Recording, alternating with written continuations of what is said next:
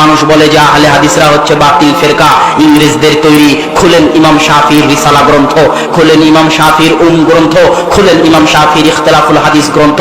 ইমাম শাফির কিতাবুল উমে 30 জায়গারও বেশি আহলে হাদিস শব্দ ব্যবহার করেছেন। কিতাবুর রিসালায় 6-7 জায়গারও বেশি আহলে হাদিস শব্দ ব্যবহার করেছেন। ইখতিলাফুল হাদিসে আহলে হাদিস শব্দ ব্যবহার করেছেন। ইমাম শাফির জন্ম 150 হিজরিতে। তারও আগে চলে যান, সুফিয়ান সাউরি 59-60-61 হিজরিতে সুফিয়ান সাউরি মৃত্যুবরণ করেছেন, তথা রাসূল সাল্লাল্লাহু আলাইহি ওয়াসাল্লামের মৃত্যুর 30-40 বছরের মাথায় সুফিয়ান সাউরির কথা শুনেন। সুফিয়ান সাউরি বলছে, আন্না আহলাল হাদিস হুররাসুল আরদি ওয়াল মালায়েকা হুররাসুস সামা। আহলে হাদিসরা হচ্ছে দুনিয়ার হেফাজতকারী, যেমন ফেরেশতারা হচ্ছে আসমানের হেফাজতকারী। কিভাবে হেফাজতকারী?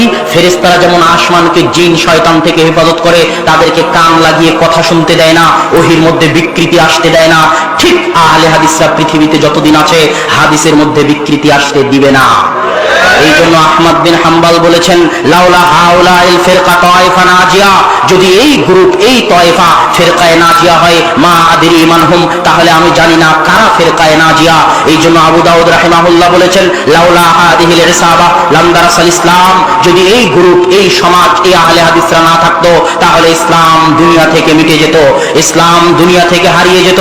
সম্মানিত উপস্থিতি, রাসূল সাল্লাল্লাহু আলাইহি ওয়াসাল্লাম এর এই হাদিসকে সংরক্ষণের পিছনে আহলে হাদিসদের ভূমিকা সীমাহীন এবং অপরিসীম। আজকে আমরা হাদিস মানতে বাধ্য।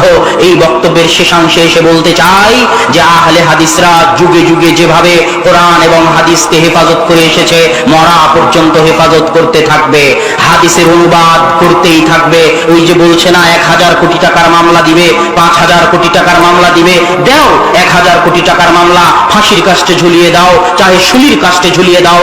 যেভাবে হাদিসের অনুবাদ হয়েছে, আলী লা তাদা তিমসালান ইল্লা তামাস্তাহু, আলী তুমি ছাড়বে না কোনো মূর্তি, ভেঙে খান খান করে দিবে, ওয়ালা কাবরান মুশরিফান ইল্লা সাওয়াইতাহু, ছাড়বে না কোনো উঁচু কবর, ভেঙে সমান করে দিবে। যতদিন হায়াত আছে আল্লাহর রাসূলের হাদিস এভাবেই অনুবাদ হবে। কে জেলে দিল, কে ফাঁসিতে চড়ালো, কে শুলির কাছে চড়ালো, সেই পরোয়া আমরা করি না। কার নেতার ছবির অপমান হলো, কার নেতার মূর্তির অপমান হলো, এই পরোয়া আহলে হাদিসের বাচ্চারা করে না। যদি নিজেকে আহলে হাদিস পরিচয় দিতে চান, এইভাবে আপনাকে লা শিরকি লা বেদাতি, শিরকের কোনো আশ্রয় দেওয়া যাবে না, বেদাতকেও আশ্রয় দেওয়া যাবে না। শিরক বললে ইলাহ কেটে যায়।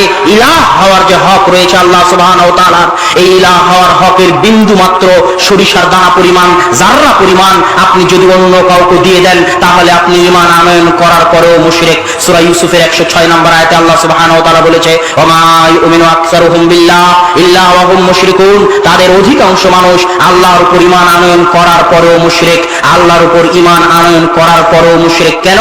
তারা আল্লাহর ইলাহ হওয়ার হক নিয়ে ছিনিমিনি খেলে। এই জন্য আল্লাহ বলেছেন, ইন্নাশ শিরকা লাযুলমুন আযীম, শিরক মহা অত্যাচার।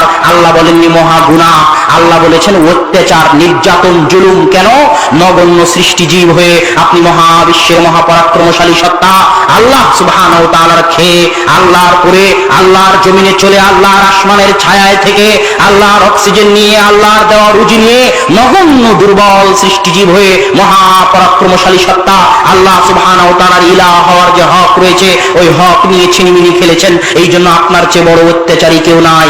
নিজের উপর অত্যাচার করেন, আল্লাহ ক্ষমা করে দিবেন। আল্লাহ বলেছেন, ইয়া বানি আদম লাউ আতাইতুনি বিগরাবিল আরদি খাতায়া, আদম সন্তান আমার নিকটে যদি আসমান জমিন ভর্তি পাপ নিয়ে উপস্থিত হও, শিরকের গুনাহ না থাকে, আমার উপর অত্যাচার না করে থাকো, ক্ষমা করে দিব। কিন্তু আমি আল্লাহ, আমার উপর যদি অত্যাচার করে থাকো, আমার ইলাহ হওয়ার হক নিয়ে যদি বিন্দুমাত্র ছিনিমিনি খেলো, ক্ষমা করব না, ক্ষমা করতে পারবো না।